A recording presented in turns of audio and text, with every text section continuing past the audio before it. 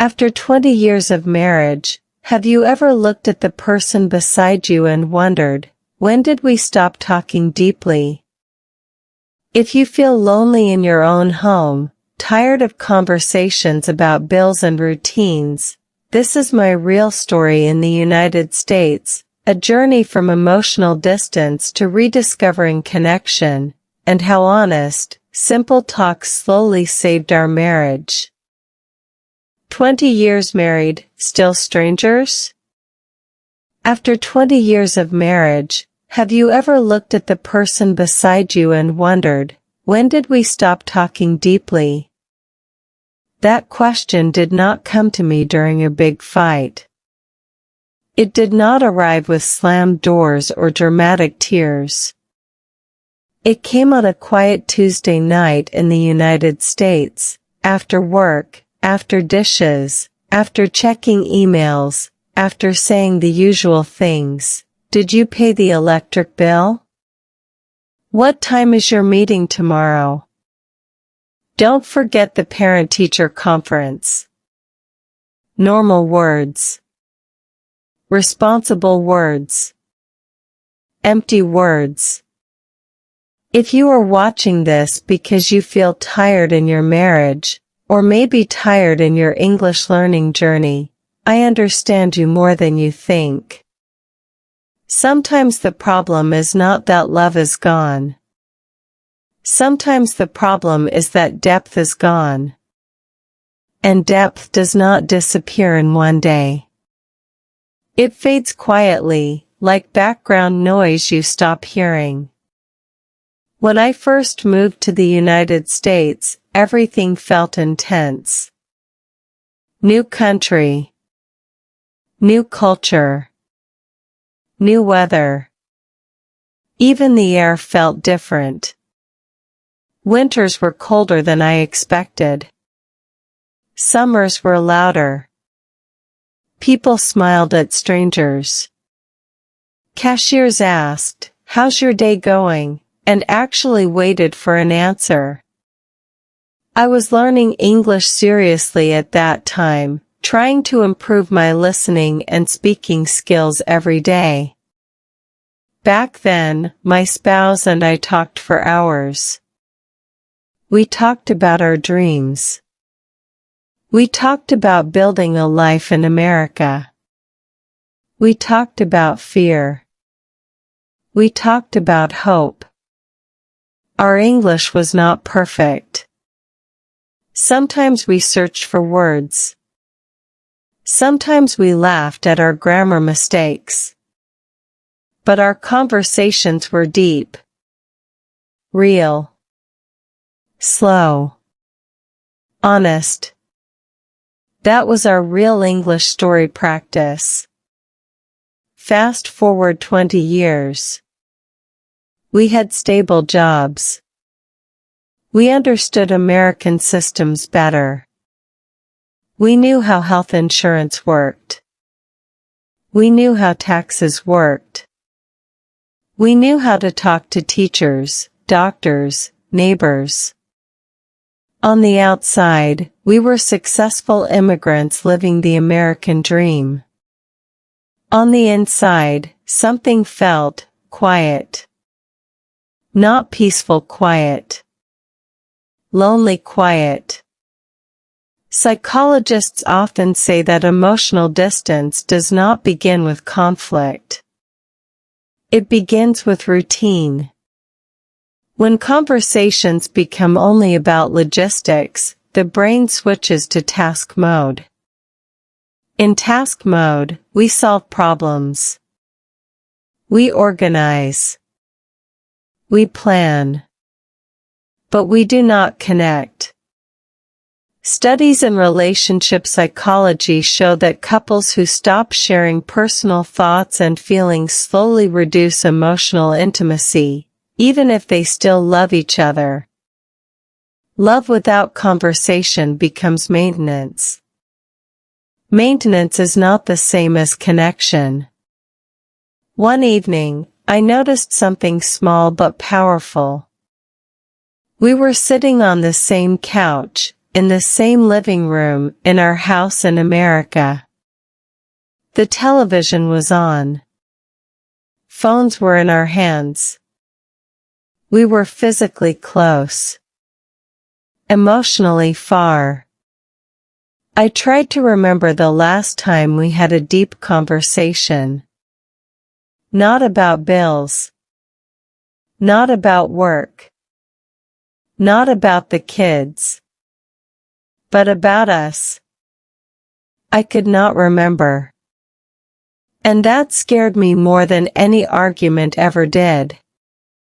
Maybe you have felt this too. You are not fighting. You are not screaming.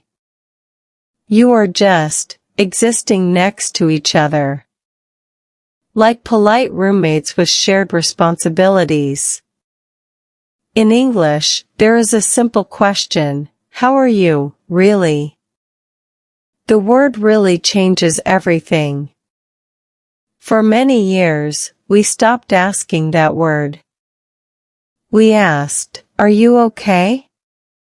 But not, are you okay, really? We asked, how was work? But not, how did work make you feel?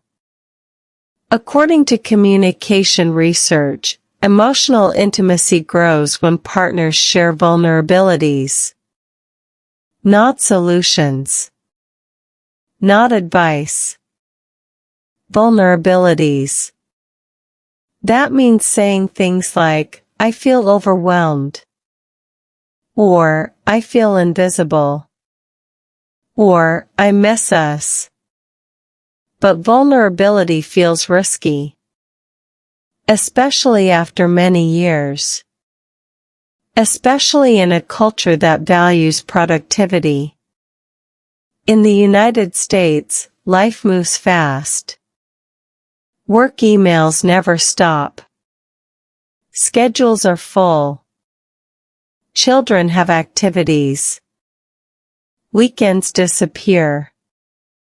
Without intention, depth gets replaced by efficiency. And efficiency is very impressive. But it is not romantic. There was a moment, I remember it clearly, when I looked at my spouse and thought, I know your schedule. I know your habits. I know your responsibilities. But do I still know your heart? That question hit me hard. If you are learning English, listen carefully to this sentence. We did not stop loving each other. We stopped learning each other. Learning does not only apply to language. It applies to people. When you stop being curious about your partner, the relationship becomes predictable. And the human brain does not feel alive in predictability. Neuroscience shows that curiosity activates dopamine, the chemical connected to motivation and excitement.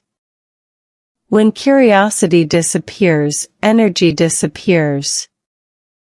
So maybe the real problem in long-term marriage is not boredom.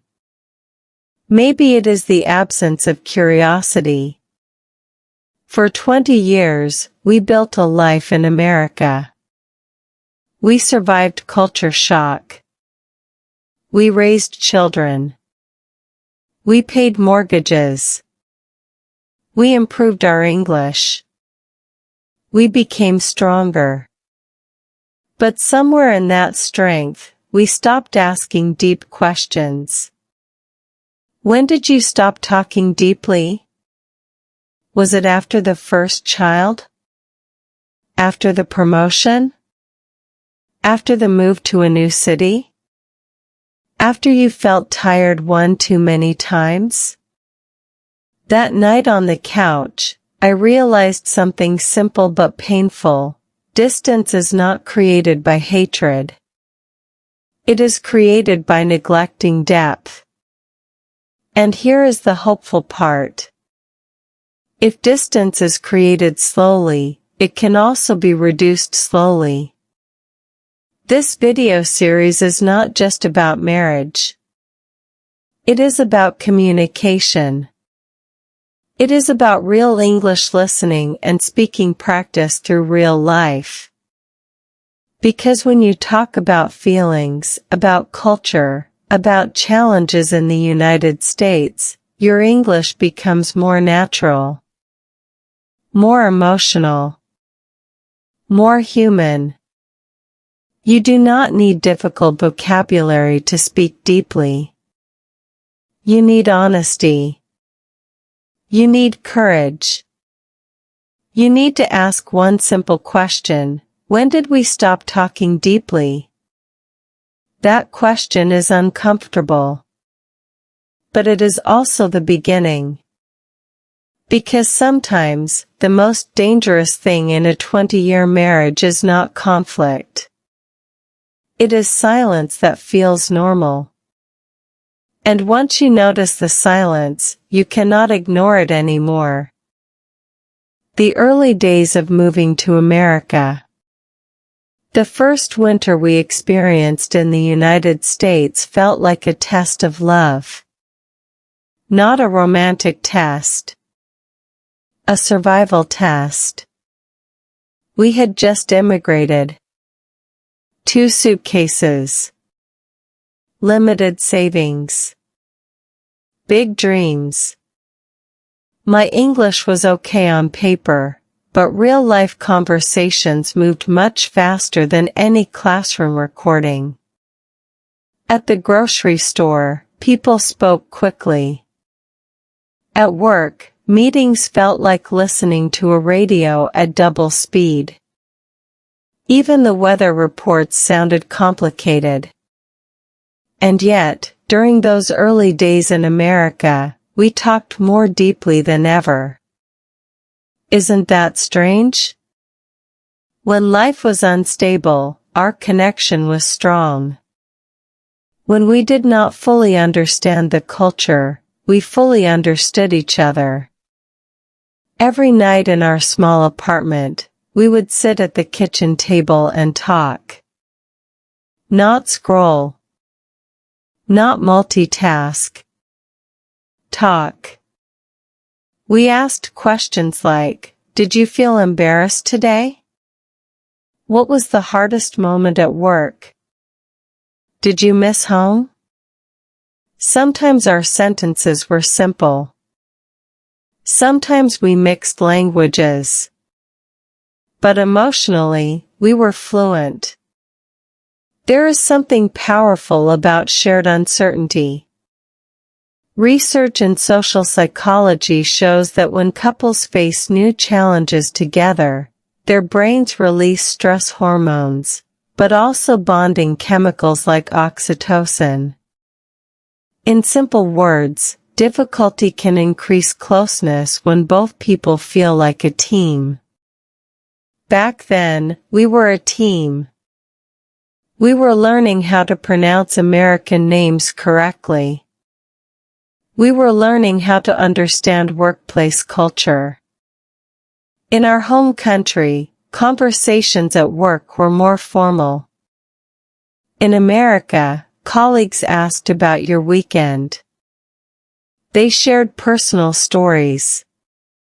At first, I did not know how much to share. Was it professional to talk about family? Was it normal to disagree with your manager? At night, we processed everything together. I felt stupid today, I once told my spouse after a meeting where I could not follow the discussion. You're not stupid, they said. You're adapting. That word, adapting, became our theme. Adapting to the climate. The snow that did not melt quickly. The dry indoor air that made our skin crack. The long drives. The quiet suburbs. The friendly but distant neighbors. We were adjusting to American life step by step. And through it all, we talked deeply. We talked about identity. Who are we in this new country? Are we changing? Is that good or bad? We talked about fear of losing our accent. We talked about the pressure to succeed as immigrants. We talked about money constantly, but not only numbers, we talked about what money meant.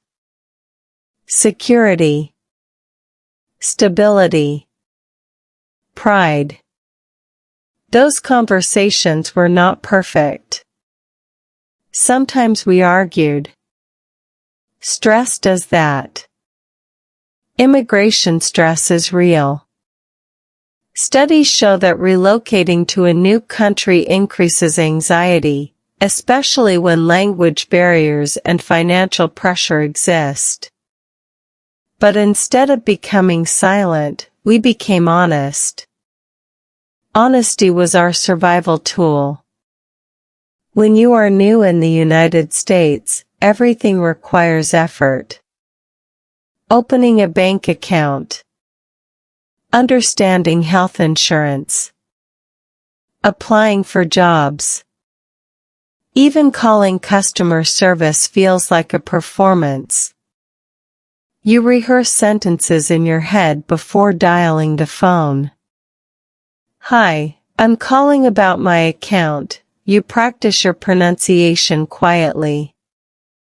I remember standing outside our apartment before a job interview, repeating one sentence, "Thank you for this opportunity."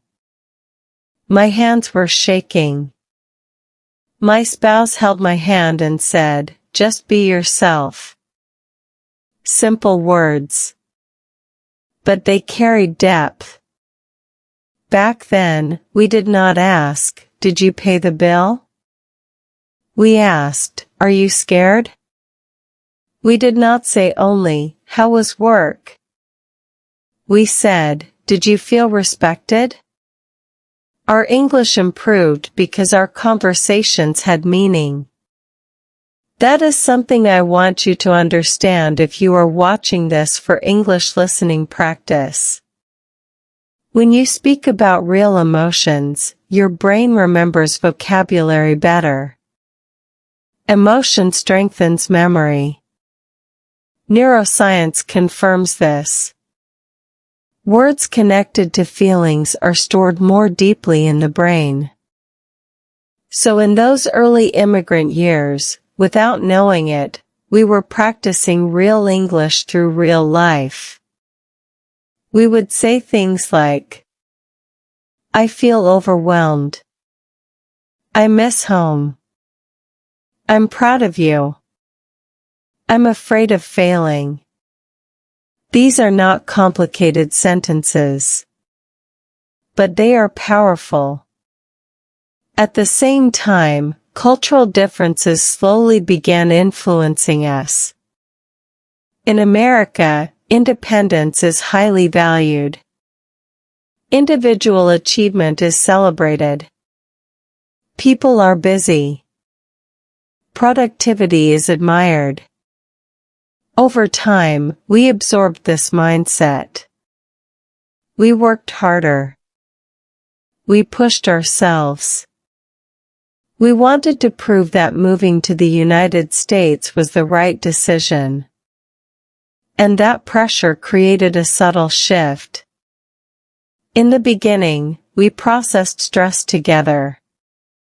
Later, we started processing stress alone. Instead of saying, "I'm overwhelmed," we said, "I'm fine." Instead of saying, "I feel insecure," we said, "I'm just tired." Why? Because strong people are not supposed to complain. At least that is what we believed. But here is the irony. During the hardest external period of our lives, adjusting to a new country, we were emotionally closest. Later, when life became stable, when jobs improved, when English felt easier, our conversations became practical. In the early days, depth was natural because uncertainty forced us to rely on each other. Later, stability gave us comfort, but comfort reduced intentional conversation. Looking back, I realized something important. Immigration did not weaken our marriage. Success did not strengthen it. Communication determined everything.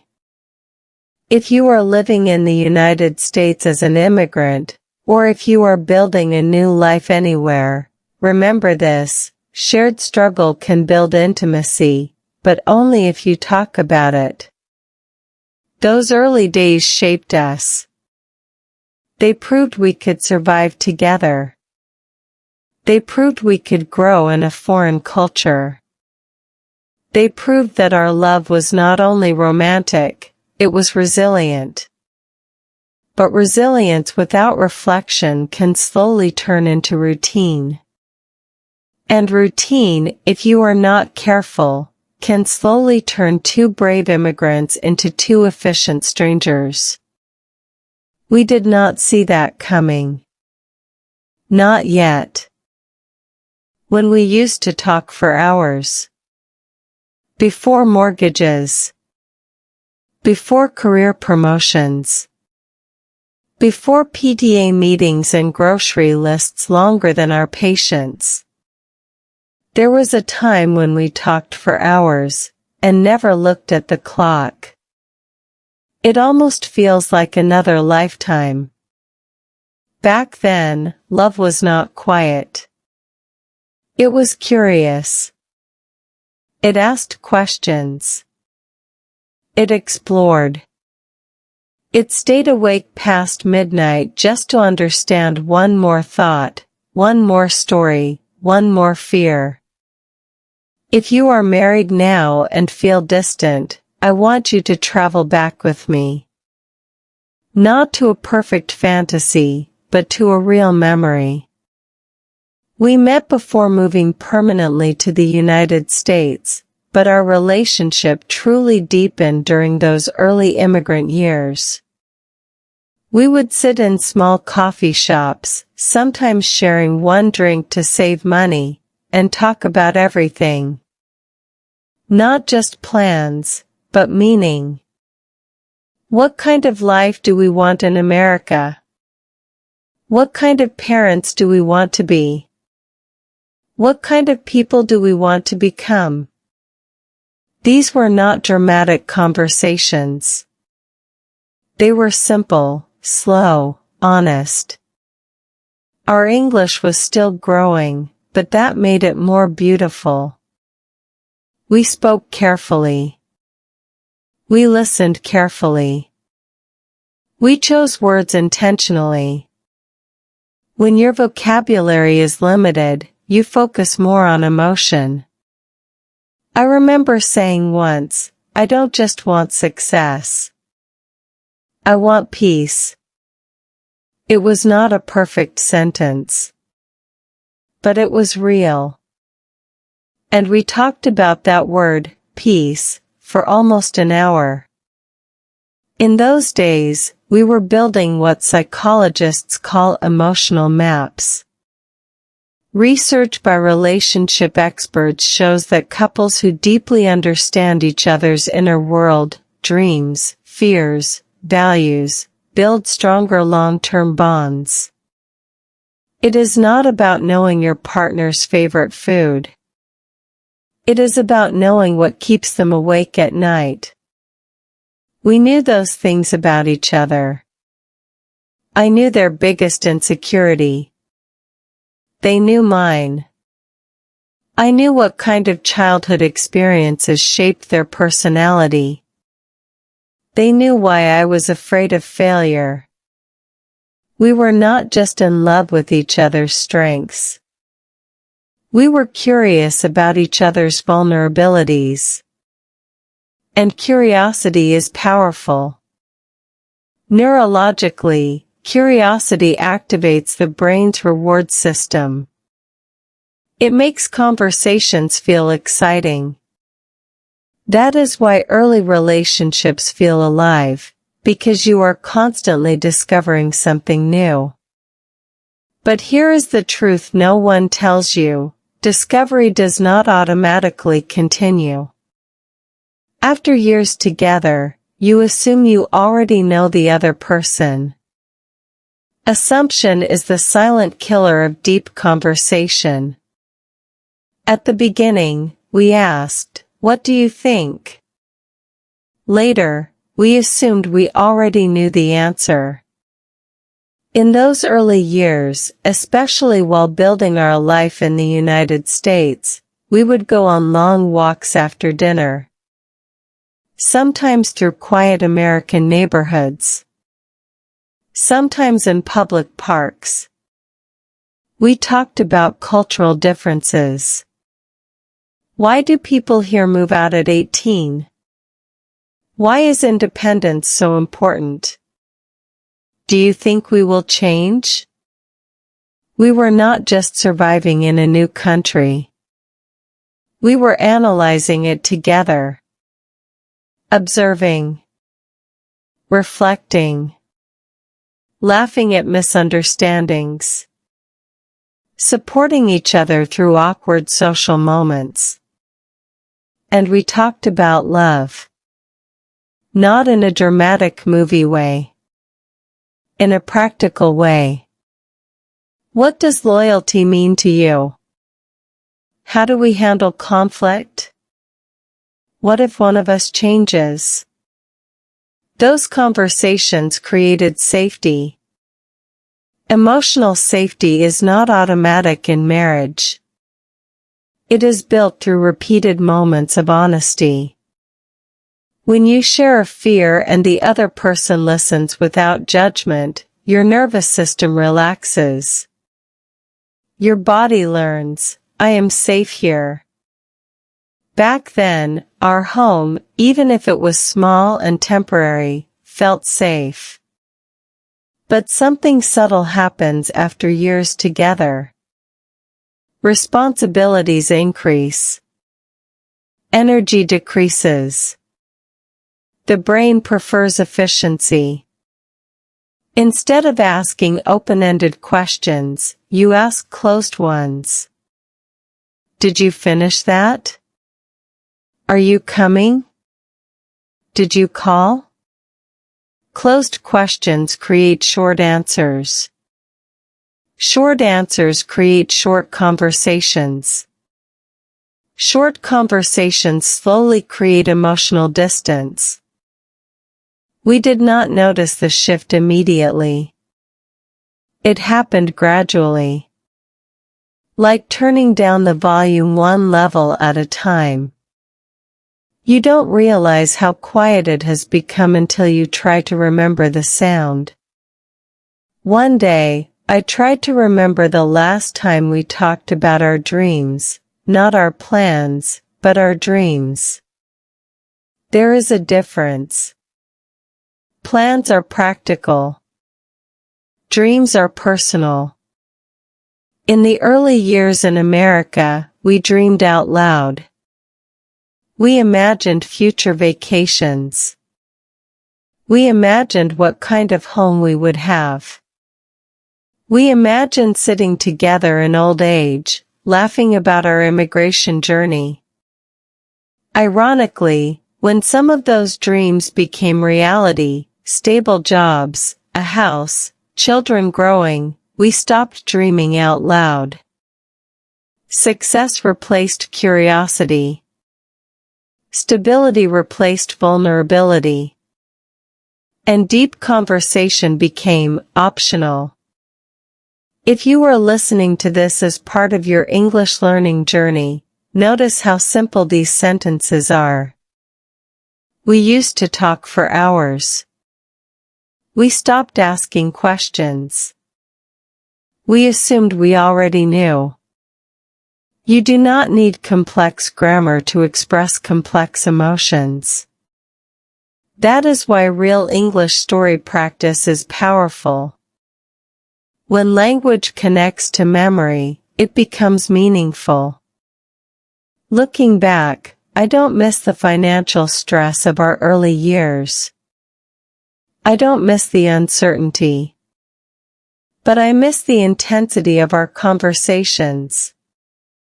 I miss asking, "What are you afraid of?" and waiting patiently for the answer.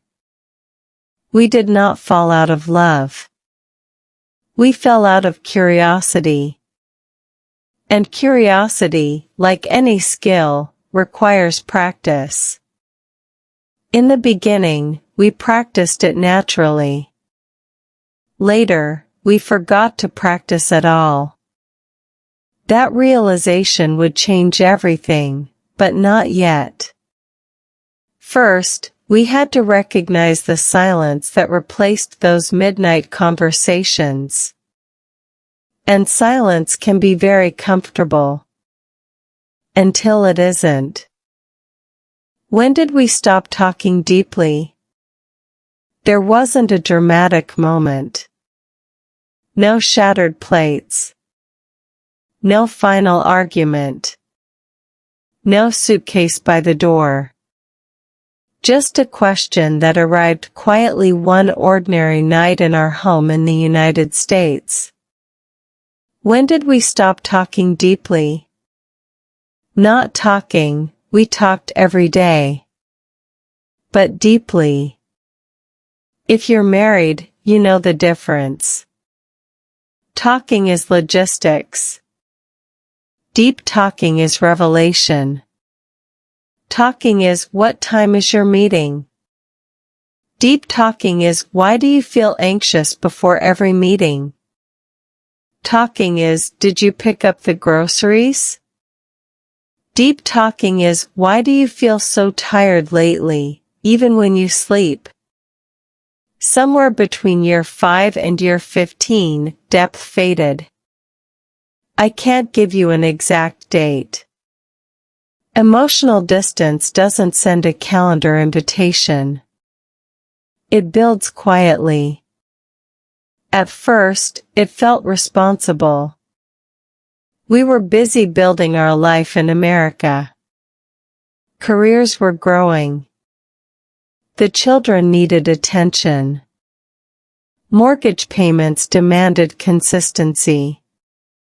Efficiency became our love language. We became a well-organized team. But not necessarily a deeply connected couple. Psychologists often explain that long-term relationships shift from romantic bonding to functional partnership. In the romantic phase, curiosity drives connection. In the functional phase, responsibility drives behavior. Both are necessary. But when responsibility completely replaces curiosity, intimacy weakens. And that's what happened to us. We were high-functioning. We were productive. We were exhausted. There's a concept in psychology called emotional neglect, not intentional harm, not cruelty, but the gradual absence of emotional presence. No one is attacking. No one is betraying. But vulnerability becomes rare. That word, vulnerability, became uncomfortable for us over time. In the early years of immigration, we had to admit fear. We had to admit confusion. We needed each other. But once life stabilized in the United States, independence quietly grew. "I'll handle it. I'm fine. It's nothing." Those phrases became normal. And here's the dangerous part, they sound strong. But strength without openness builds walls. One night, I noticed something small that felt huge. We were discussing our child's school schedule. I said, "We need to plan better." My spouse nodded. Conversation ended. Then I asked, almost by accident, "Are you stressed?" There was a pause. A long one. "Not really," they said. But their eyes looked tired. And I realized something painful. I didn't know how to continue. Years ago, I would have asked follow-up questions. What's the hardest part? What's worrying you? But that night, I felt unsure. Almost shy. How do you become shy with someone you've been married to for 20 years?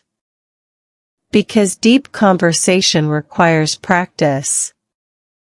And we had not practiced in a long time. Neuroscience explains that habits strengthen neural pathways. The more you do something, the easier it becomes. The less you do it, the harder it feels.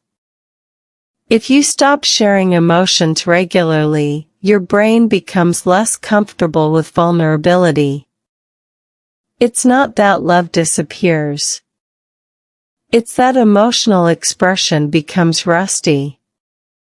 In American culture, productivity is highly valued. Success is measurable. Income, achievements, promotions.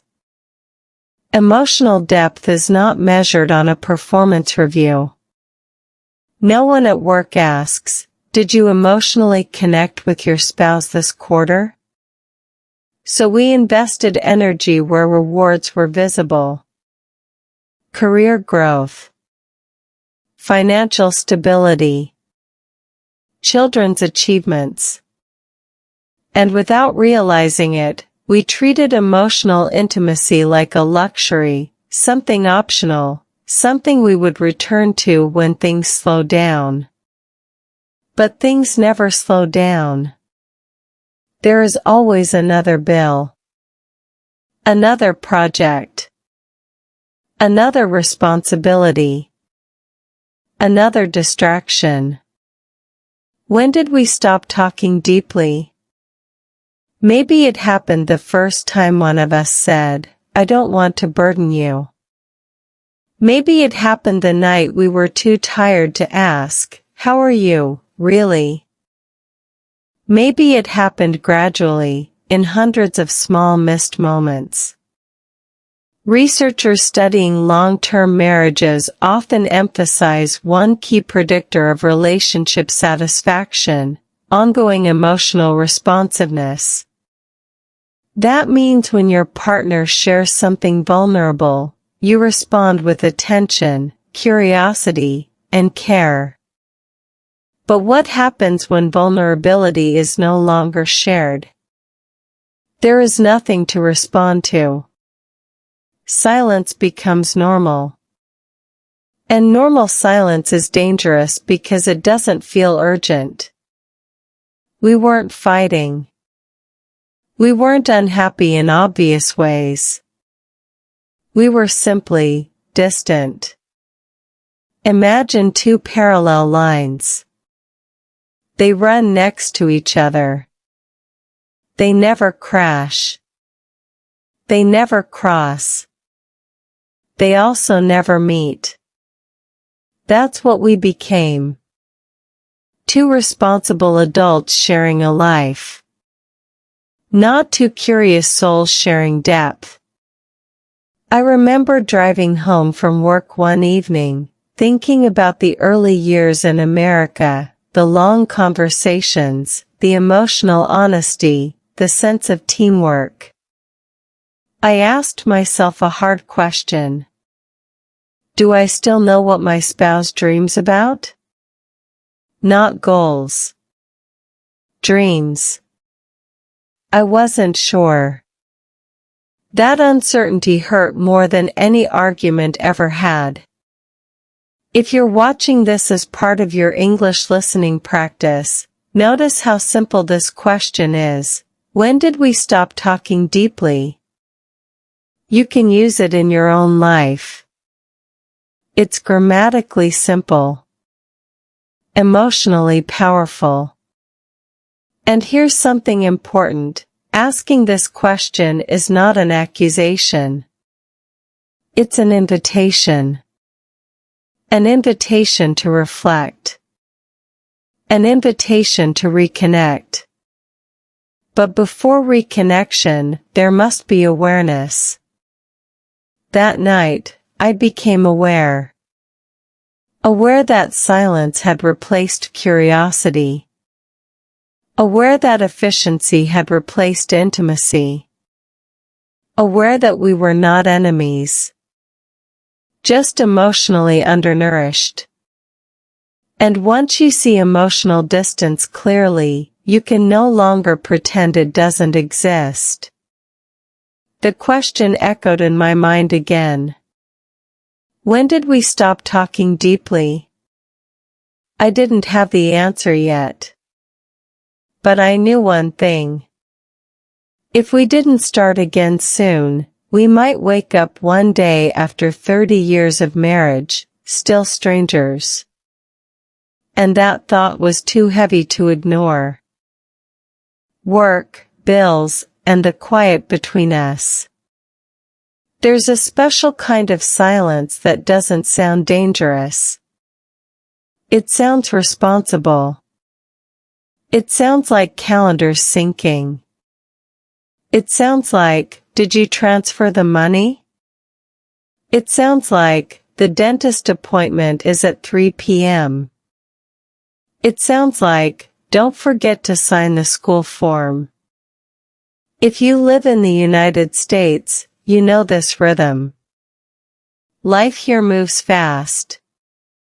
Work emails arrive before breakfast. Traffic steals your patience. Groceries cost more than you expected. Health insurance feels like a second language. And if you're raising kids, your evenings disappear into homework, activities, and exhaustion. Somewhere in that cycle, depth gets replaced by efficiency. And efficiency feels productive. For many years, our marriage ran like a well-managed business. We divided responsibilities. I handled certain bills. My spouse handled others. We coordinated schedules like project managers. We were polite, organized, reliable. But we were not emotionally connected. Research in relationship psychology shows that long-term stress, especially financial stress and parenting pressure, reduces emotional bandwidth. The brain prioritizes problem-solving over vulnerability. When cortisol, the stress hormone, stays elevated, people become more task-focused and less emotionally expressive. In simple words, when you are overwhelmed, you stop sharing feelings. You start managing survival. That was us. We weren't unhappy. We were overloaded. In the early years of living in America, financial pressure had brought us closer. We talked about fear openly. But as our careers grew and responsibilities increased, something changed. Success required focus. Focus required energy. Energy was limited. And guess what was easiest to cut? Long conversations. After 10-hour workdays, who has the strength to ask, "What are you afraid of lately?" It's easier to ask, "Did you pay the electricity bill?" Practical questions require short answers. Deep questions require presence. Presence requires energy. And energy was the one thing we didn't have. Parenting added another layer. If you have children, you understand this shift. Conversations revolve around their needs. School performance, behavior, health, social development. In America especially, parenting culture is intense. There's pressure to be involved, informed, proactive. So we became experts in our children's emotional world, but beginners again in each other's. I remember one evening clearly. We were sitting at the kitchen table going over monthly expenses. Mortgage, insurance, utilities, groceries, college savings. We were not fighting. We were collaborating. But at one point, I looked up and realized we had not made eye contact for at least 20 minutes. Our voices were calm. Our expressions neutral. Our connection, distant. That moment scared me more than any argument could have. Because conflict means engagement. Silence means withdrawal. Psychologists often refer to something called emotional drift. It's not a dramatic separation. It's a gradual decrease in emotional investment. Couples still function well together. They just stop sharing inner experiences. I asked myself later that night, when was the last time we laughed deeply together? Not polite laughter. Not quick smiles. But real, uncontrollable laughter. I couldn't remember. Work culture in the United States also shaped us. Long hours. Ambition. The desire to prove ourselves. As immigrants, the pressure felt even stronger. We wanted stability. We wanted security. We wanted our children to have opportunities we didn't. So we worked harder. And harder. And harder. But here's something uncomfortable. Ambition can quietly compete with intimacy. There are only so many hours in a day. If most of your emotional energy goes to work and children, what's left for your spouse? Very little. Neuroscience explains that meaningful connection requires something called attentional presence. That means your brain is not multitasking. Not distracted. Fully engaged. But modern American life rewards multitasking. Efficiency. Productivity. Deep conversation feels inefficient. It takes time. It moves slowly. It requires listening without fixing. And after a long day, most people don't want slow. They want easy. So we chose easy. Everything okay? Yeah. Good. Conversation over. But inside, things were not always good. We just stopped naming them. There's also a psychological defense mechanism at play. When both partners are tired, neither wants to add emotional weight. You think, they're already stressed. I won't bring this up. And your spouse thinks the same.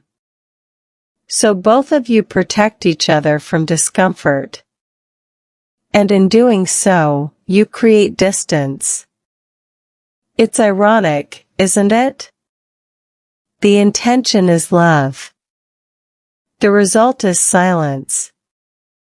Over time, we became experts in logistics and strangers in vulnerability. We could manage schedules perfectly. But we struggled to manage emotional depth. One night, after finishing another practical conversation about bills, I stayed at the table alone. The house was quiet. I asked myself a simple English sentence. Is this what 20 years of marriage becomes? The sentence was grammatically simple. Emotionally heavy. I didn't want drama. I didn't want to escape. I wanted connection. The same kind we had when we first arrived in the United States. When we processed everything together. When we talked for hours about dreams, fear, identity. Now we talked about interest rates. Something had to change. Because love cannot survive only on responsibility. Responsibility builds a life. Conversation builds a bond. And if the bond weakens, the life starts to feel mechanical. We weren't enemies. We weren't broken. We were just two exhausted adults who had forgotten how to pause. And that realization was painful. But also necessary. Because you cannot repair what you refuse to see.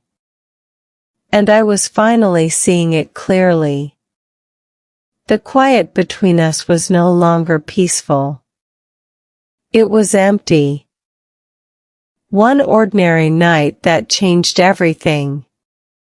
It wasn't a vacation. It wasn't a counseling session. It wasn't even an argument.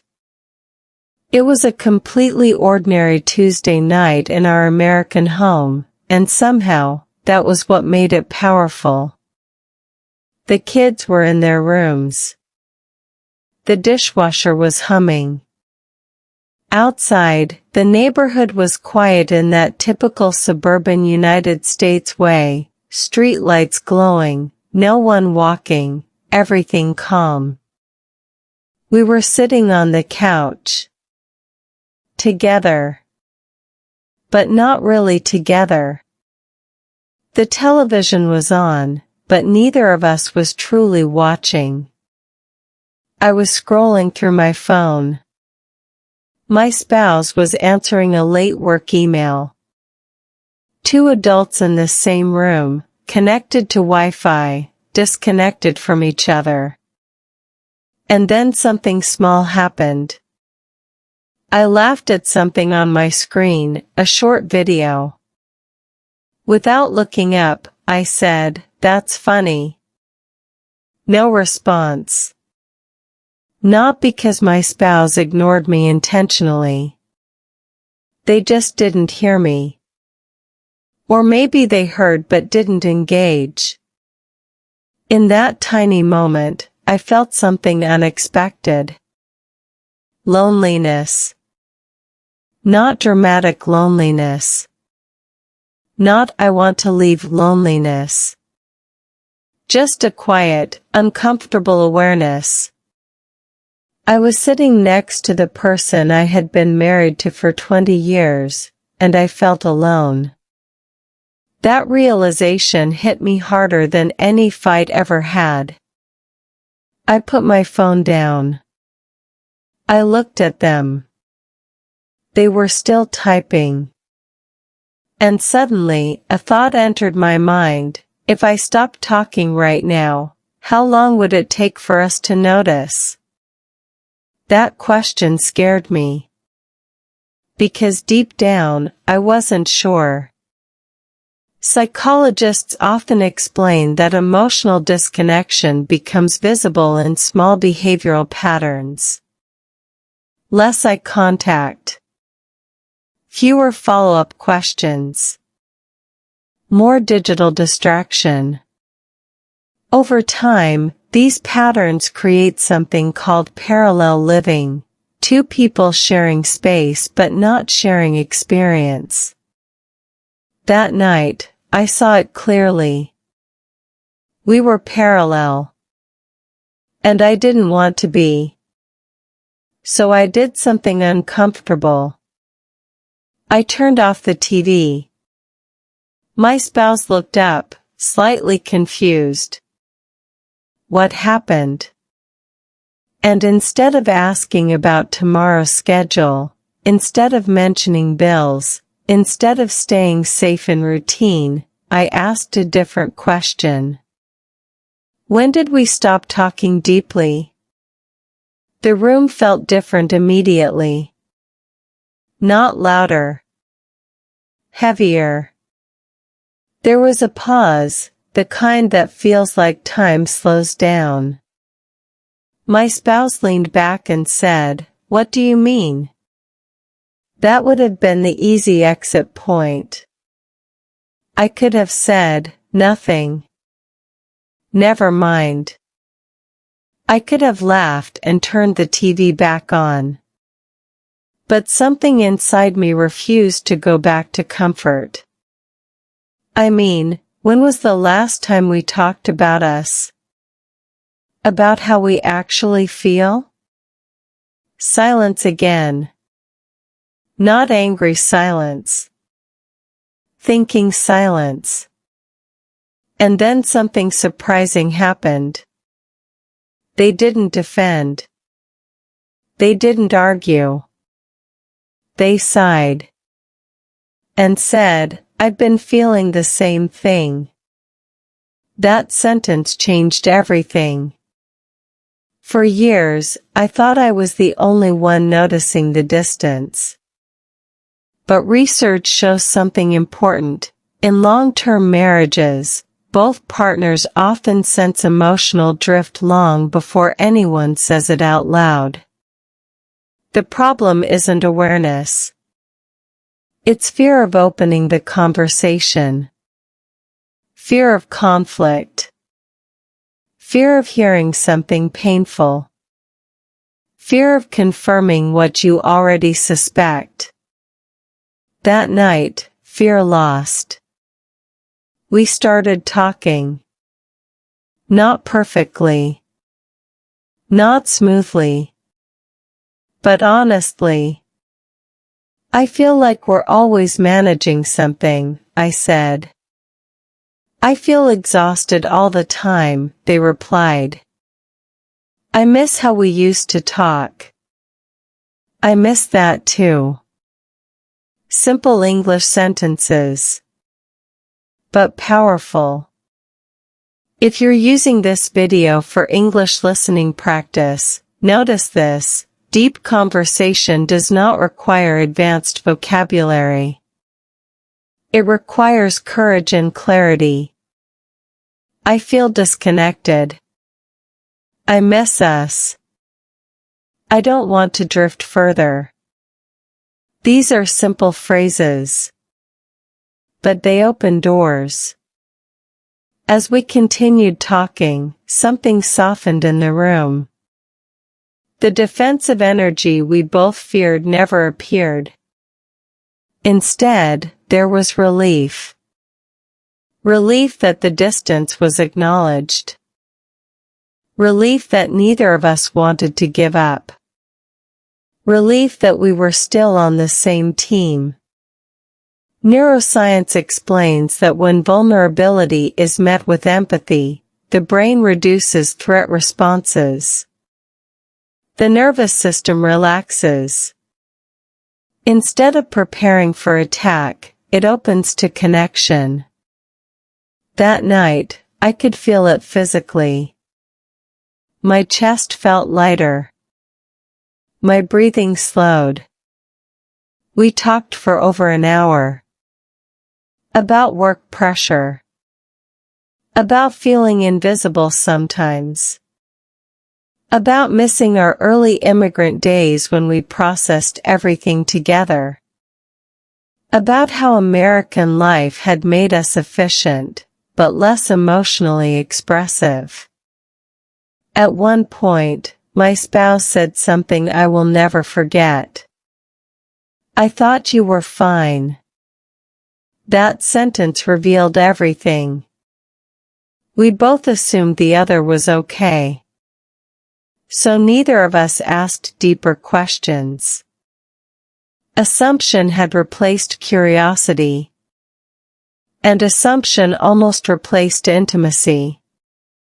That ordinary Tuesday night became a turning point. Not because we solved everything. We didn't. We still had responsibilities. Bills. Deadlines. Parenting challenges. But we broke the silence. And once silence is broken, it's harder to return to emotional autopilot. Before going to bed, I asked one final question. "Do you still want us to grow together?" The answer came quickly. Yes. Not dramatic. Not poetic. But certain. And that certainty gave me something I hadn't felt in a long time. Hope. Because the scariest marriages are not the loud ones. They are the quiet ones. And that night, we chose not to stay quiet. It was just an ordinary Tuesday in America. But it was the night we stopped pretending everything was fine. And started talking again. The truth about communication in long-term marriage. Let me tell you something uncomfortable. Love is not enough. Not in a 20-year marriage. Not in the middle of raising kids in the United States. Not when careers demand everything from you. Love may start the relationship, but communication sustains it. After that ordinary Tuesday night when we finally admitted the distance between us, I couldn't stop thinking about one question. Why does this happen to so many couples? We weren't dramatic. We weren't toxic. We weren't even fighting. So why did we feel like strangers? Psychology has an answer. Researchers who study long-term relationships often describe something called emotional erosion. It doesn't happen because of one big betrayal. It happens because of repeated small disconnections. Missed bids for attention. Short responses. Distracted listening. A bid is simple. It's when your partner says, "Look at this." Or, "Guess what happened today?" Or even just sighs loudly. They are asking, in a small way, "Will you respond to me?" Over time, if those bids are ignored, not intentionally, just because life is busy, connection weakens. That hit me hard. How many times had I said, "I'm tired," without explaining why? How many times had my spouse tried to share something small, and I responded with half attention while checking my phone? It wasn't cruelty. It was distraction. Modern American life rewards distraction. Notifications. Deadlines. Constant updates. Attention becomes fragmented. And when attention is fragmented, emotional depth suffers. Neuroscience explains that deep conversation requires something called attuned presence. That means your brain is not multitasking. It is fully engaged with the other person's facial expressions, tone, and words. When you are distracted, your brain processes less emotional information. In simple English, if you are half listening, you are half connecting. And half connection over many years feels like distance. There's another important truth about long-term marriage: familiarity reduces curiosity. At the beginning of a relationship, your brain releases dopamine when learning new things about your partner. Novelty feels exciting. But after decades together, you believe you already know them. So you stop asking questions. And when you stop asking, they stop sharing. That cycle is subtle but powerful. After our late-night conversation, I started reading more about communication in marriage. One research finding stayed with me. Couples who maintain emotional intimacy regularly update their understanding of each other. They treat their partner like a growing person, not a finished story. That idea changed me. Because somewhere along the way, I had unconsciously decided I already knew everything important about my spouse. I knew their schedule. I knew their habits. I knew their preferences. But I had stopped asking about their inner evolution. People change.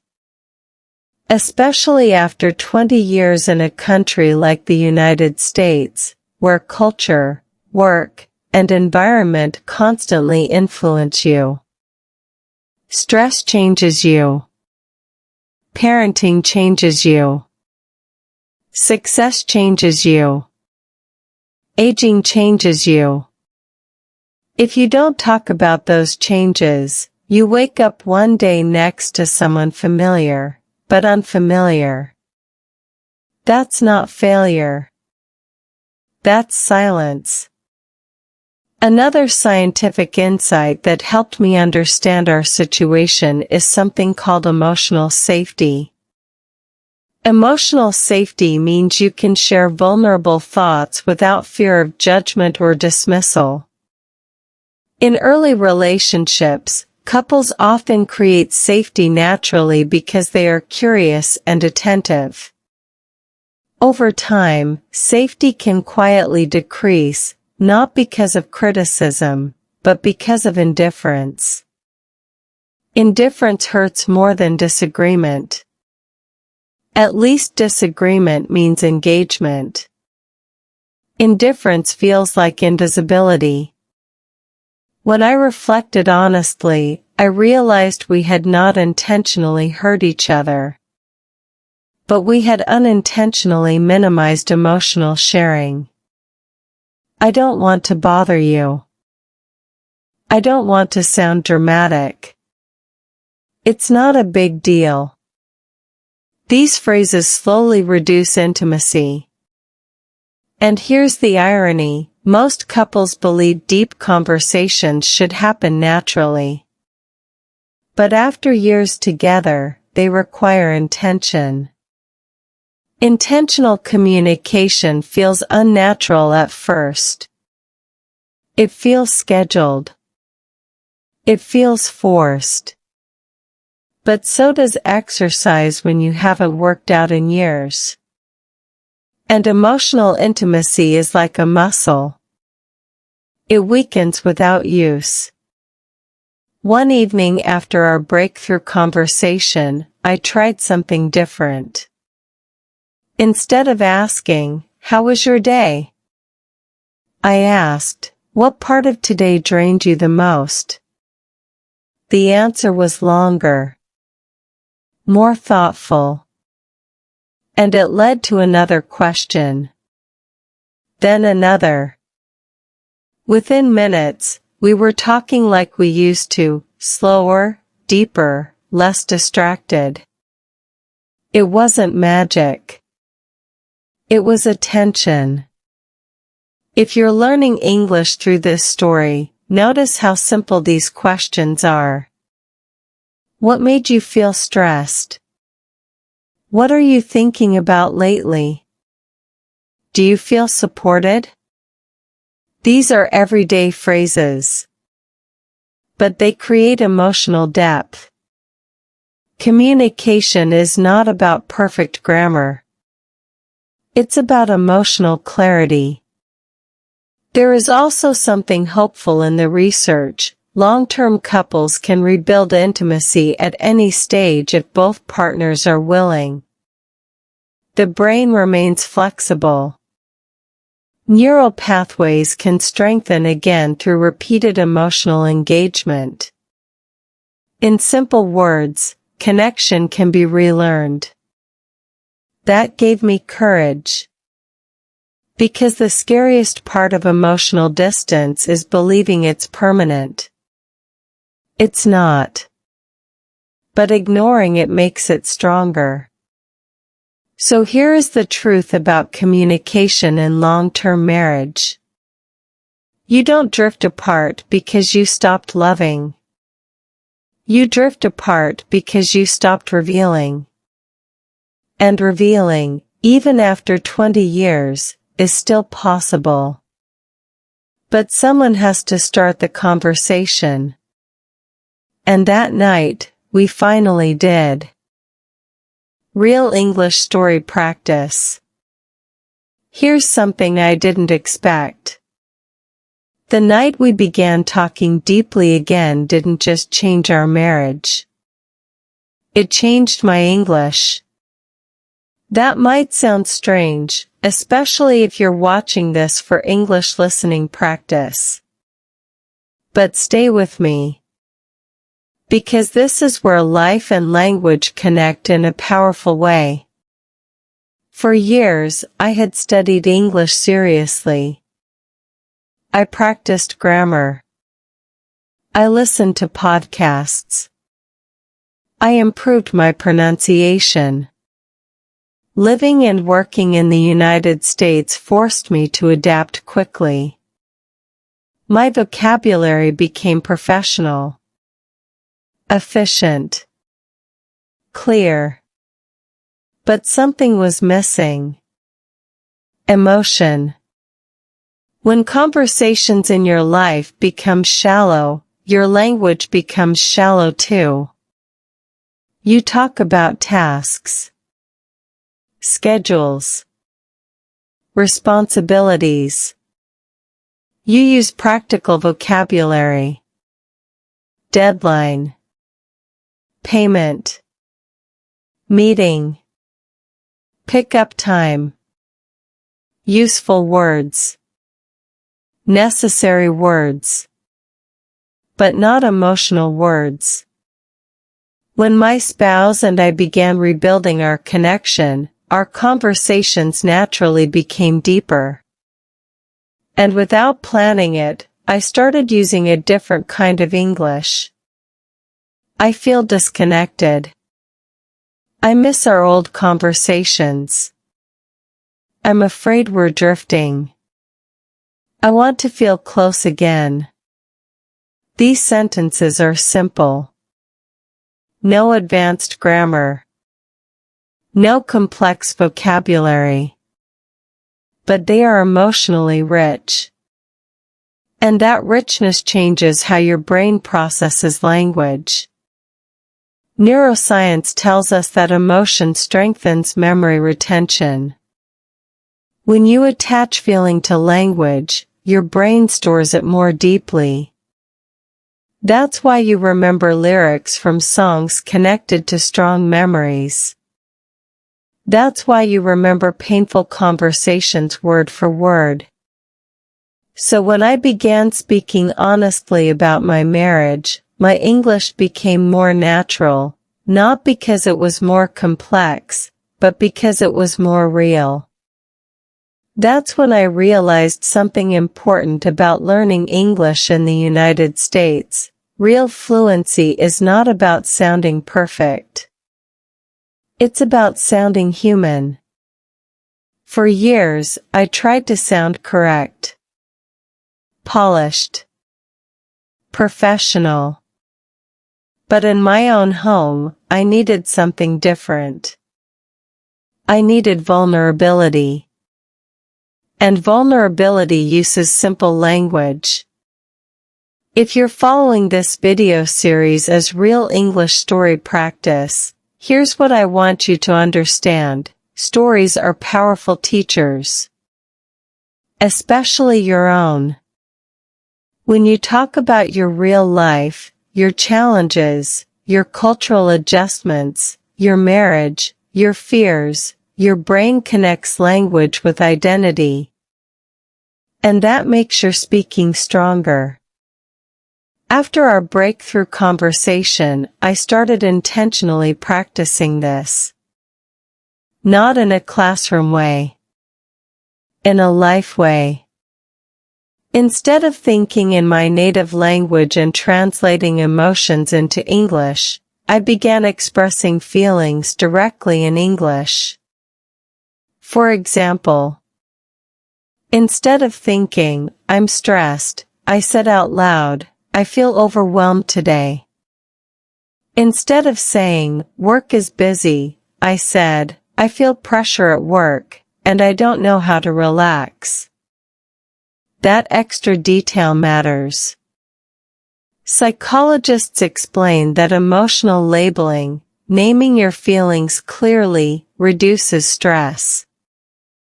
When you say, "I feel anxious," your brain processes that emotion differently than when you simply feel it without naming it.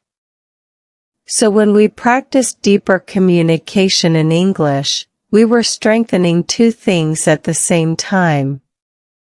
Our marriage and our language skills.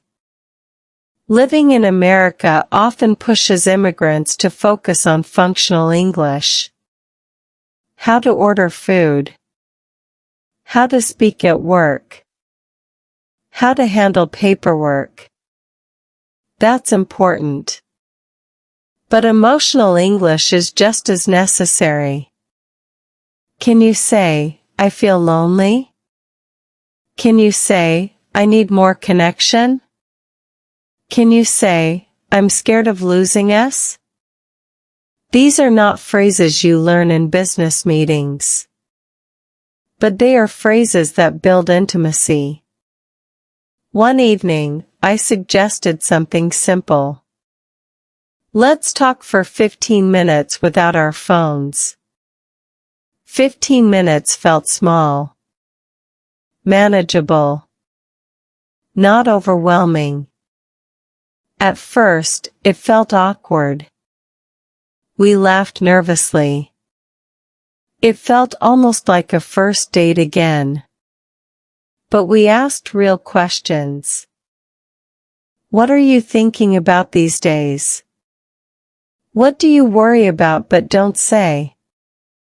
What do you need from me? These are powerful English practice questions. If you're watching this to improve listening and speaking, pause and repeat them. Slowly.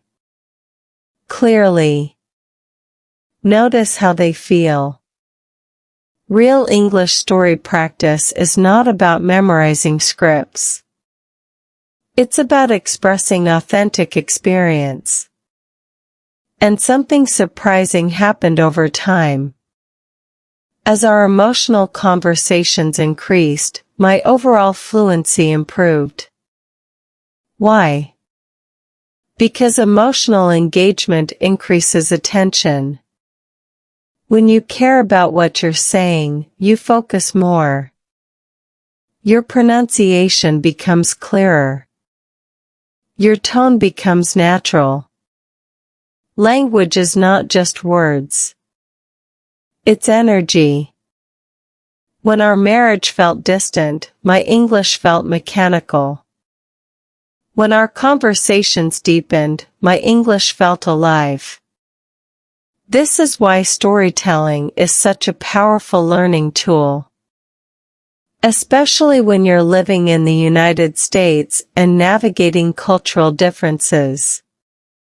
Talking about your adaptation journey, your family dynamics, your internal struggles, that is advanced communication.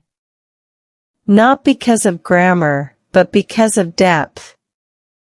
And depth builds confidence. One day, during a difficult conversation, I said something that surprised even me. I don't want us to become strangers. It was simple. But it was honest. And saying it in English, clearly, directly, felt empowering. Because fluency is not about perfection. It's about courage. And as our marriage slowly rebuilt through intentional conversation, I realized something beautiful. We weren't just reconnecting as husband and wife. We were reconnecting as learners. As immigrants. As two people still growing in America. Our story became our classroom. And that classroom had no grades. Only honesty. The night we almost gave up, and chose to begin again.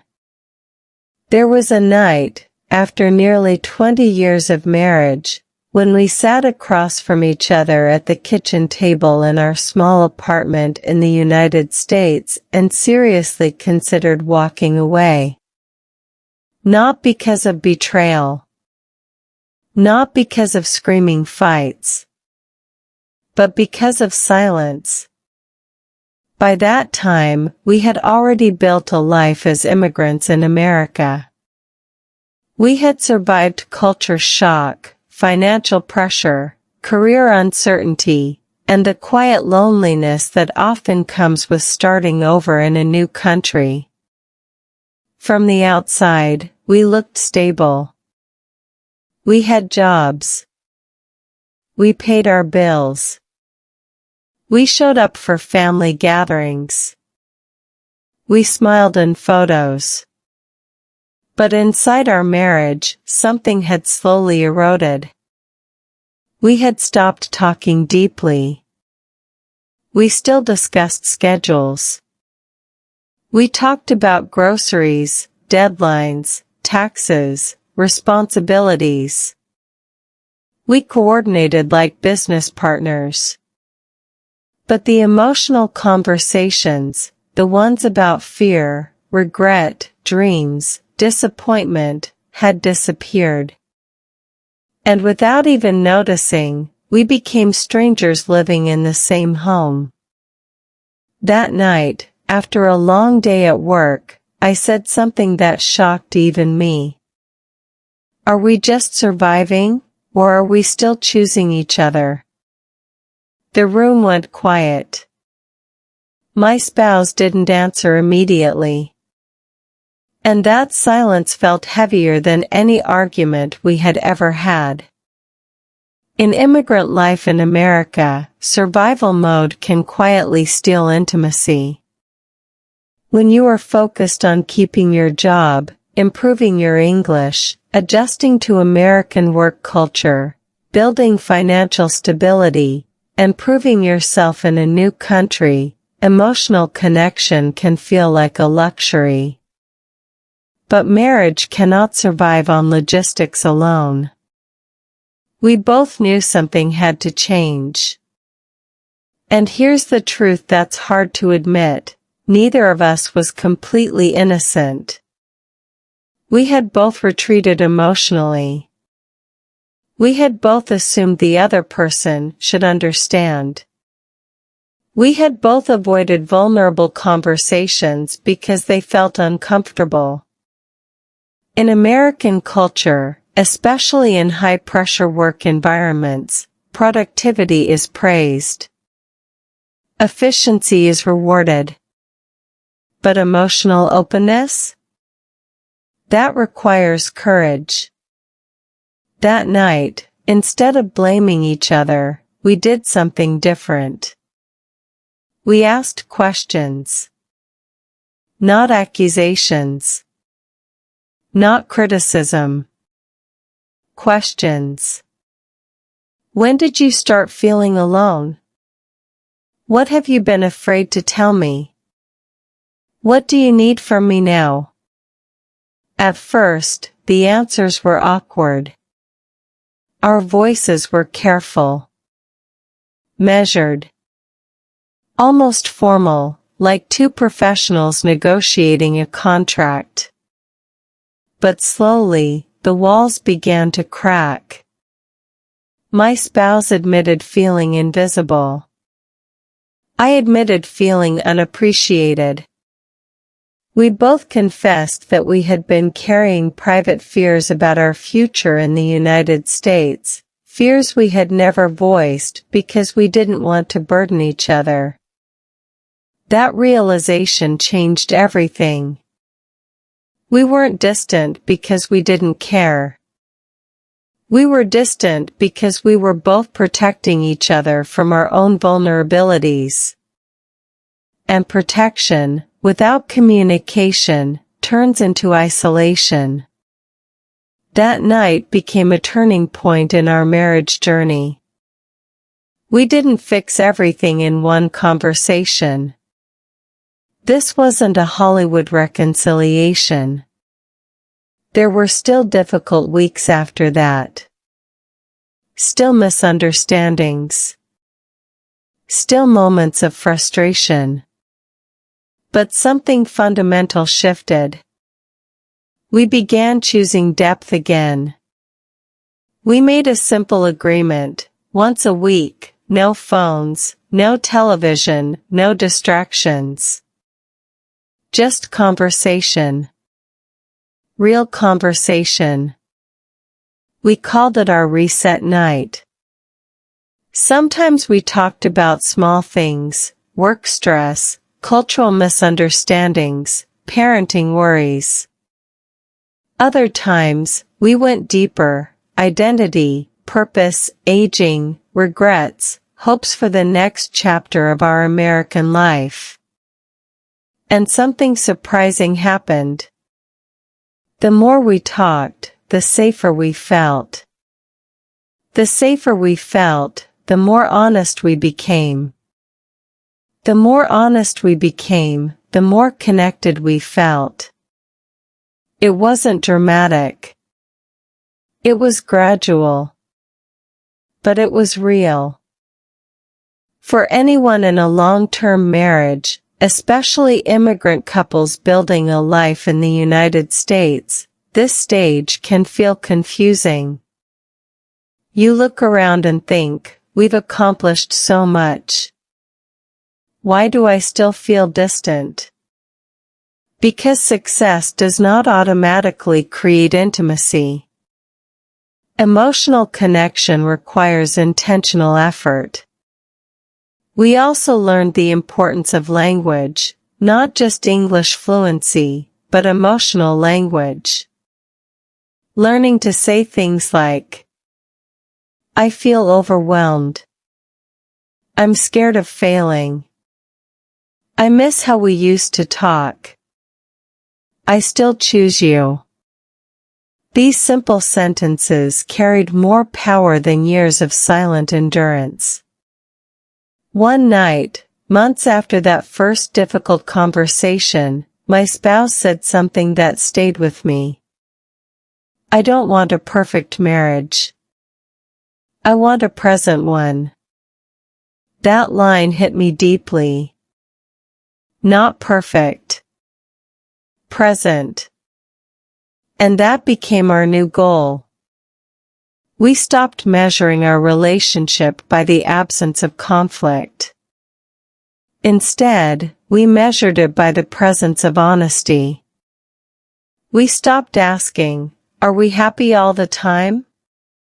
We started asking, are we still willing to understand each other?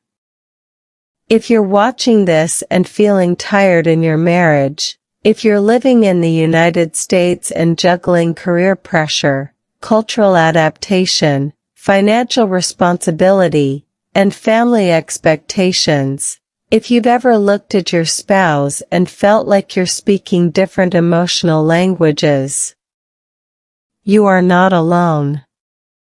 The night we almost gave up became the night we chose to begin again. And here's what I want you to remember. Silence does not mean the love is gone. Distance does not mean the story is over. Exhaustion does not mean failure. Sometimes, it simply means you've both been surviving for too long. But survival is not the same as connection. 20 years married, and yes, there was a moment we felt like strangers. But that moment forced us to confront what we had neglected. We didn't need a new partner. We needed a new level of honesty. And maybe that's the real turning point in any long-term marriage journey in America or anywhere else, the decision to stop performing and start revealing. That night at the kitchen table didn't end our marriage. It saved it. Because instead of asking, should we walk away? We finally asked, how do we come back to each other? Relearning each other in America, love after the distance. After the night we almost gave up, something subtle but powerful changed in our marriage. We didn't wake up magically healed. We didn't suddenly become the couple we were in our 20s. Instead, we entered a new phase, one I now call relearning each other. And honestly, that phase may have saved us. 20 years married in the United States is not just about love. It's about evolution. We were not the same people who first arrived in America with 2 suitcases, uncertain English, and oversized dreams. Immigration reshapes you. Career pressure reshapes you. Parenthood reshapes you. Time reshapes you. The problem wasn't that we had changed. The problem was that we had changed separately. When you build a life in America as immigrants, growth often happens individually first. One person adapts faster to American workplace culture. One person becomes more confident speaking English. One person shifts career paths. One person carries silent stress about finances. Over time, those differences can quietly widen the emotional gap. We thought we knew each other. But we were operating on outdated versions of one another. So we started asking new questions. Not the surface-level questions couples ask out of habit. But questions that reflected who we were now. What does success mean to you today? What are you afraid of at this stage of life? What kind of future do you actually want in America? Who have you become in the last 5 years? These weren't easy conversations. Sometimes the answers surprised us. My spouse admitted that the American dream we once chased didn't excite them anymore. Stability mattered more than status. Peace mattered more than promotion. Meanwhile, I realized I had been clinging to ambition as proof that our sacrifices were worth it. For years, we assumed we were still aligned. But we had never paused to check. That realization taught us something crucial about long-term marriage: love must evolve with identity. In American culture, reinvention is celebrated. Career pivots. Personal growth. Self-discovery. But in marriage, we often expect our partner to remain the same person we originally chose. That expectation is unrealistic and unfair. We weren't strangers because love disappeared. We were strangers because we hadn't updated our understanding of each other. So we became curious again. Curiosity replaced assumption. Instead of thinking, "I know why you're upset," we asked, "Help me understand." Instead of reacting defensively, we practiced listening. And listening, real listening, requires slowing down. One habit that transformed us was something simple: reflective conversation. When one of us shared something vulnerable, the other repeated it back, not to correct it, but to confirm understanding. So what I'm hearing is, you feel pressure to succeed because you don't want our move to the United States to feel meaningless. That sentence alone softened years of misunderstanding. We also began sharing small details again. During the height of our distance, conversations were transactional. Now, we intentionally talked about things that had nothing to do with responsibility. A funny moment at work. An awkward interaction in English. A memory from our early dating years. A podcast episode about relationships and marriage growth. Those small exchanges rebuilt emotional familiarity. And here's something unexpected: learning to communicate better in English actually improved our emotional clarity. When you are living in the US, you often have to articulate your thoughts more deliberately, especially if English isn't your first language. That discipline spilled into our relationship. We became more precise with feelings. Instead of saying, "You don't care," we learned to say, "I feel disconnected when we don't talk about our day." That shift from accusation to expression changed the tone of everything. We also revisited our shared story.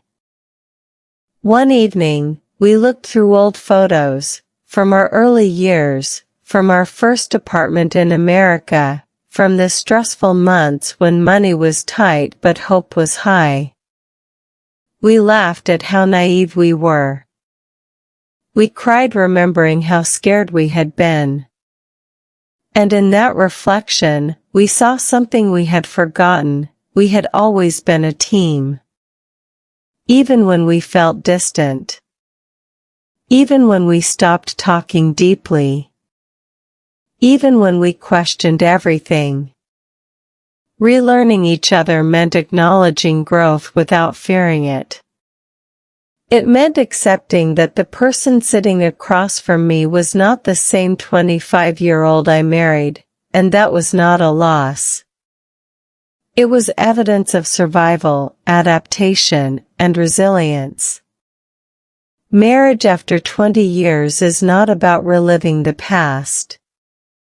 It's about rediscovering the present. And in America, where life moves fast and external success often defines worth, choosing to slow down and reconnect feels almost rebellious. But it's necessary. If you're watching this and wondering whether your long-term relationship can feel close again, I want you to know something. Distance does not erase history. Silence does not cancel love. Growth does not require separation. Sometimes, what your marriage needs isn't a dramatic change. It needs renewed curiosity. Ask your spouse who they are now. Ask what they've learned. Ask what scares them. Ask what excites them about the future. Because here's the truth we learned in our marriage journey in the United States. You don't fall out of love in a single moment. You drift through small, unspoken changes. And you reconnect through small, intentional conversations. 20 years married, and yes, there was distance. But distance forced us to grow. And growth gave us the opportunity to choose each other again, not out of habit, not out of obligation, but out of understanding. We are no longer the same couple who arrived in America years ago. We are stronger, more honest, less afraid. And perhaps for the first time in a long time, we are not strangers. We are partners, updated, aware, and still willing to learn. What we learned after 20 years married, the truth about staying. After 20 years of marriage, after immigration, career pressure, financial uncertainty, emotional distance, and rebuilding connection, we finally reached a place of clarity. Not perfection. Clarity. And clarity changed how we define love. For a long time, I believed that strong marriages were the ones that looked stable from the outside. No dramatic fights. No public conflict. No visible cracks. Especially as immigrants building a life in the United States, we felt extra pressure to hold it together. We had already taken risks moving here. We didn't want to look like we were failing at marriage too. But here's the truth we learned the hard way. Staying married is not the same as staying connected. You can share a home and still feel alone. You can share responsibilities and still feel unseen. You can build financial stability in America and still feel emotionally unstable inside your relationship. The biggest lesson from our 20-year marriage journey is this: love is not sustained by time, it is sustained by intention. Time alone does not deepen intimacy. In fact, time without intention creates distance. When we stopped assuming that longevity equals closeness, everything shifted. We realized we had to actively participate in our relationship, not just coexist within it. Another lesson we learned? Resentment grows in silence. For years, we avoided difficult conversations because we didn't want to create conflict. We thought maturity meant staying calm, staying polite, staying composed. Especially in American culture, where independence is valued, we tried to manage our emotions alone. But unspoken disappointment does not disappear. It accumulates. And in long-term marriage, accumulation turns into emotional walls. When we finally started naming our frustrations, without attacking each other, we discovered something surprising. Most of our resentment was rooted in misunderstanding, not malice. I thought you didn't appreciate me. I thought you were disappointed in me. I thought you regretted moving to the United States. None of those assumptions were true. But because we never clarified them, they shaped our behavior. Clarity dissolves imaginary narratives. We also learned that growth must be shared. Living in the U.S. accelerated personal development. We learned new professional skills. We adapted to American workplace communication. We became more confident in English. We built networks. We changed perspectives. But for a period of time, we grew in parallel instead of together. That was a mistake.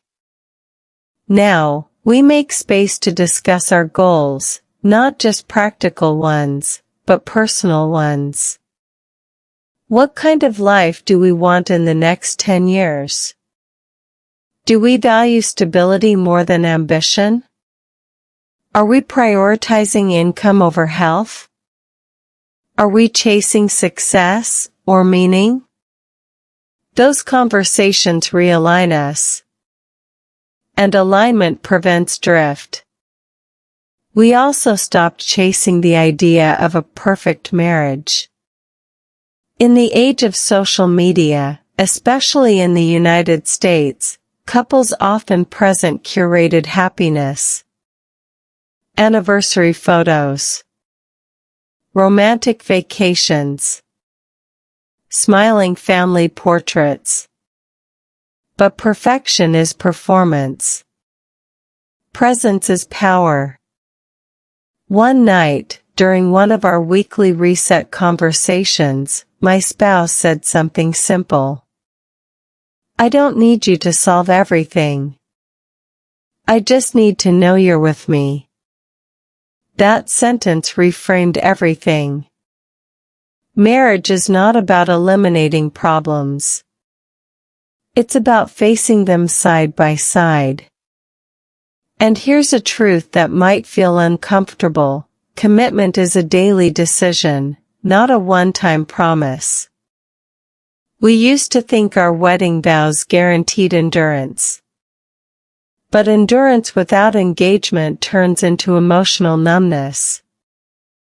Now, we ask ourselves regularly, are we choosing each other today? Not out of obligation. Not because we've already invested 20 years. But because we still see value in growing together. Another lesson? Vulnerability creates safety.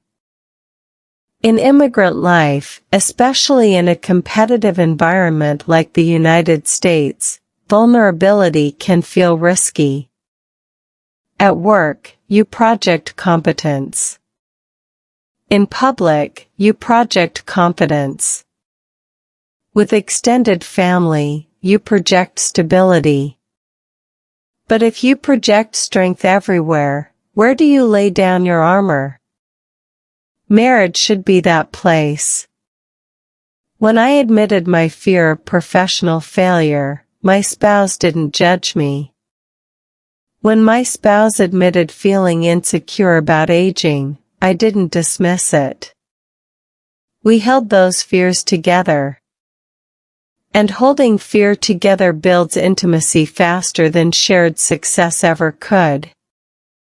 Perhaps the most important lesson after 20 years married is this. Love is less about feeling and more about practice. Feelings fluctuate. Attraction fluctuates. Motivation fluctuates. Practice remains.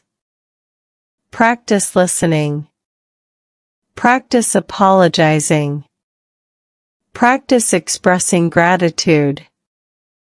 Practice curiosity. Practice forgiveness. We are not the same couple we were at the beginning of our journey in America.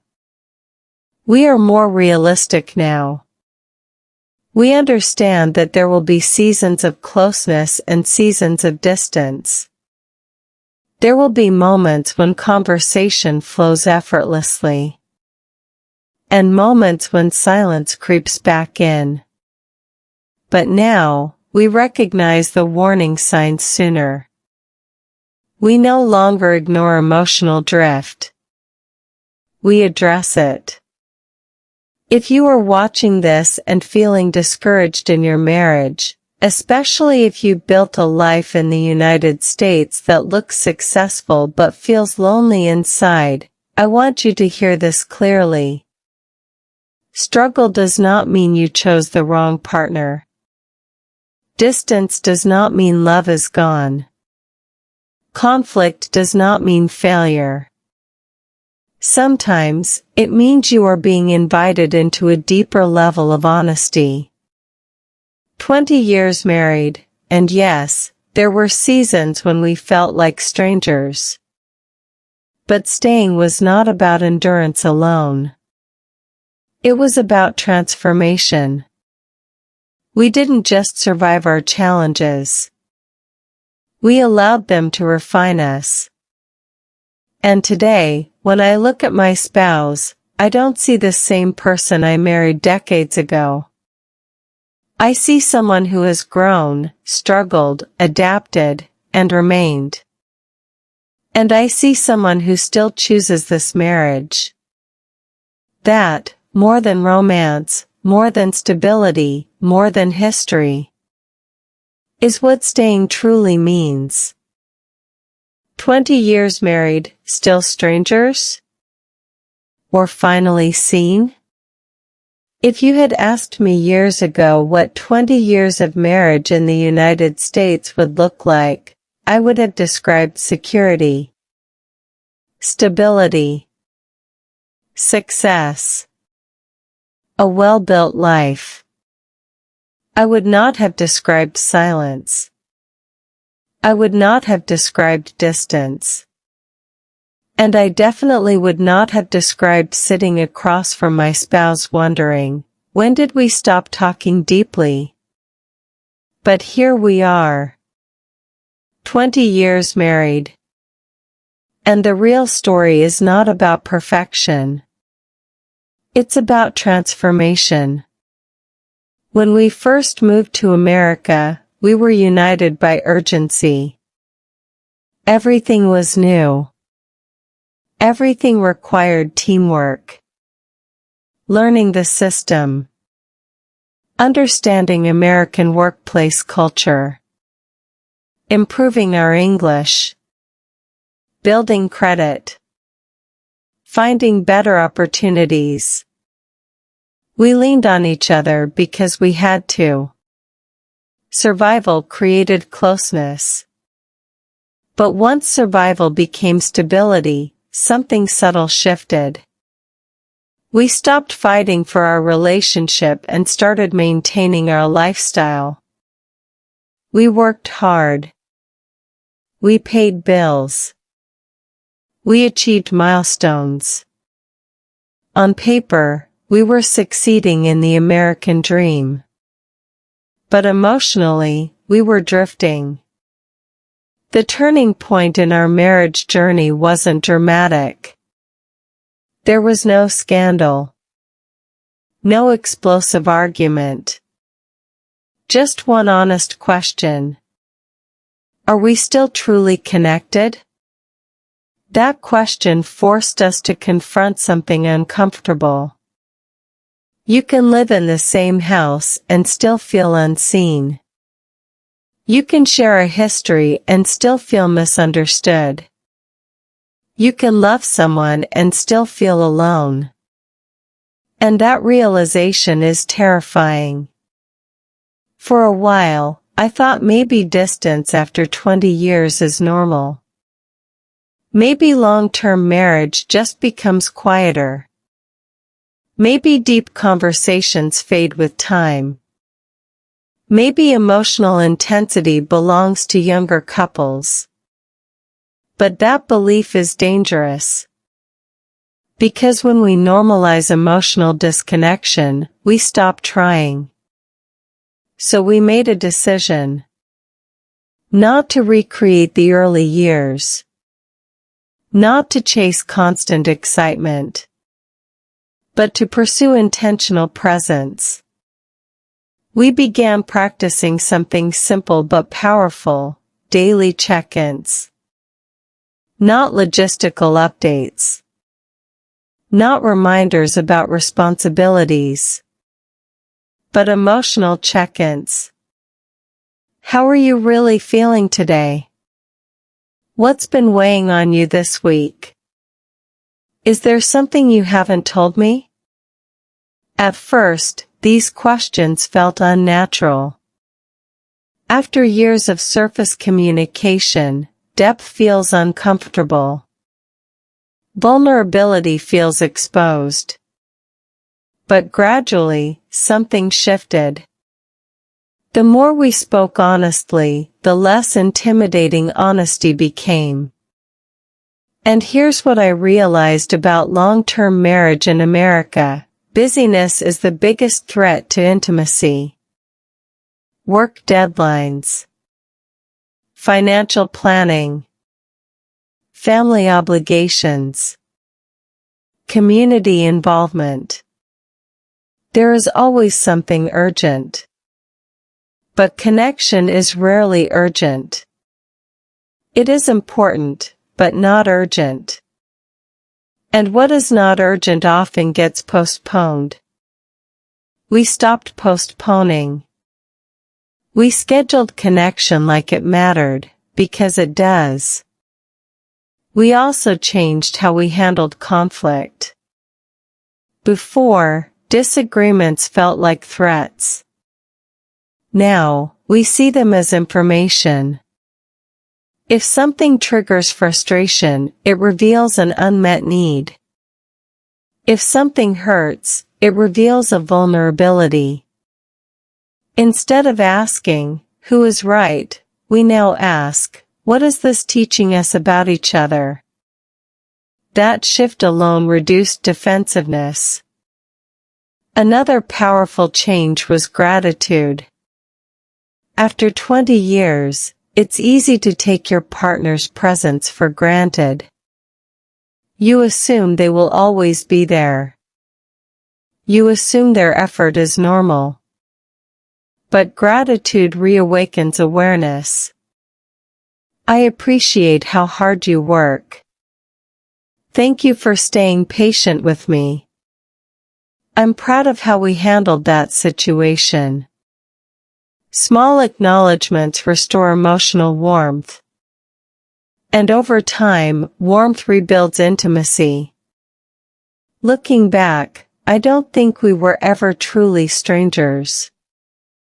We were exhausted. We were overwhelmed. We were adapting to life in a country that demands resilience. And in the process, we forgot to slow down and witness each other. Marriage after 20 years is not about dramatic romance. It's about steady choosing. Choosing to listen when it's easier to scroll. Choosing to speak when it's easier to withdraw.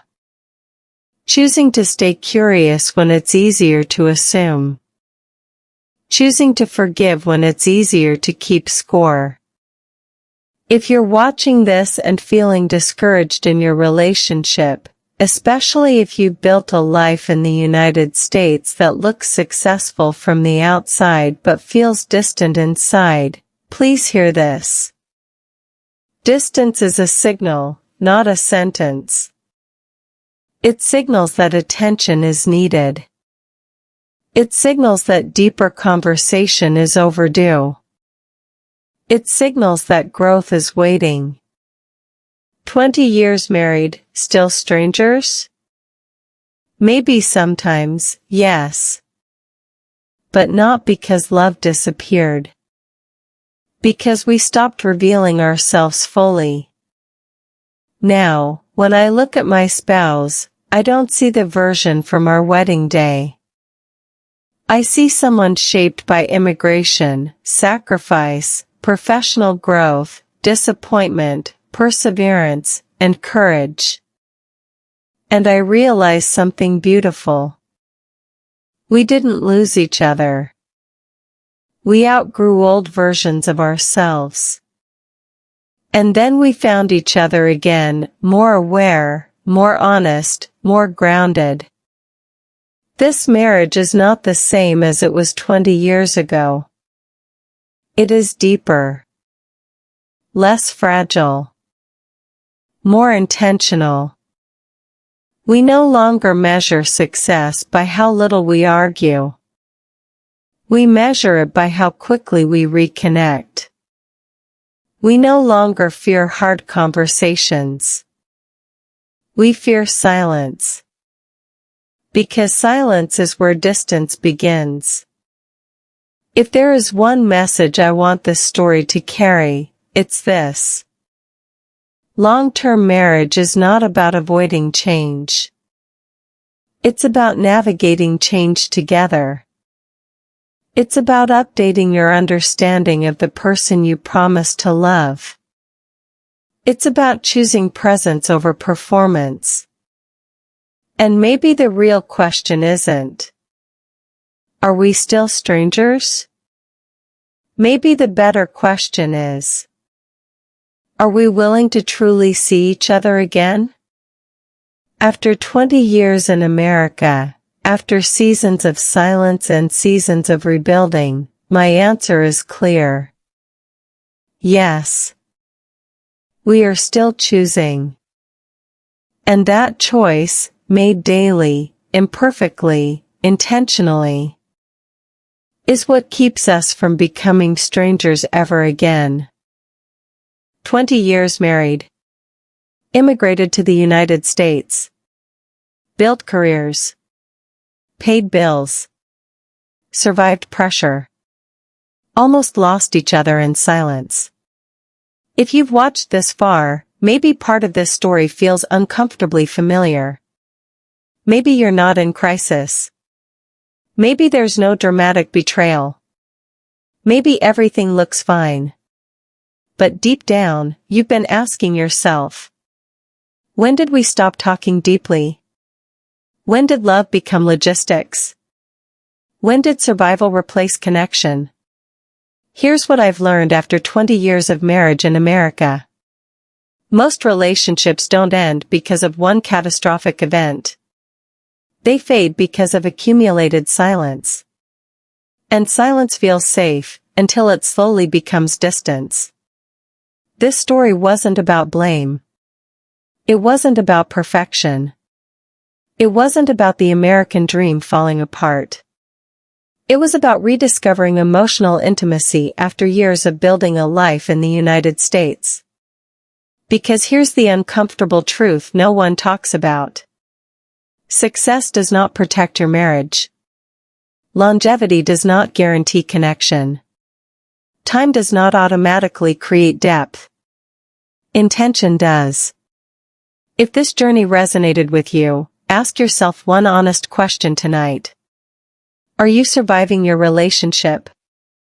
Or are you still choosing it? And here's something even more important. What would happen if you started one real conversation this week? One honest question.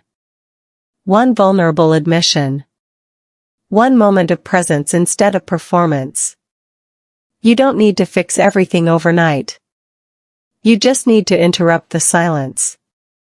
This channel exists for people who are building a life in the United States, navigating marriage, identity, emotional growth, and real-life relationship struggles, without pretending everything is perfect. We talk about long-term marriage and emotional reconnection, immigrant life in America and relationship pressure, communication in English and emotional clarity, rebuilding intimacy after distance, real stories about love, resilience, and growth.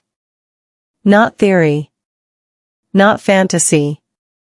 Real experience. If you're tired of surface-level advice, if you want deeper conversations about marriage, life in the US, and personal growth, if you believe relationships are worth fighting for, but also worth questioning honestly, then this community is for you. Subscribe to the channel for weekly real English story practice rooted in authentic life experience. Like this video if it helped you reflect on your own relationship. Comment below, when did you last have a deep conversation with your partner? Your story matters here. And in the next video, we're going even deeper into a question most couples avoid. Can love survive ambition in America? Because sometimes, the very dream you're chasing together is the thing quietly pulling you apart. I'll see you in the next chapter. And until then, don't let silence decide your future.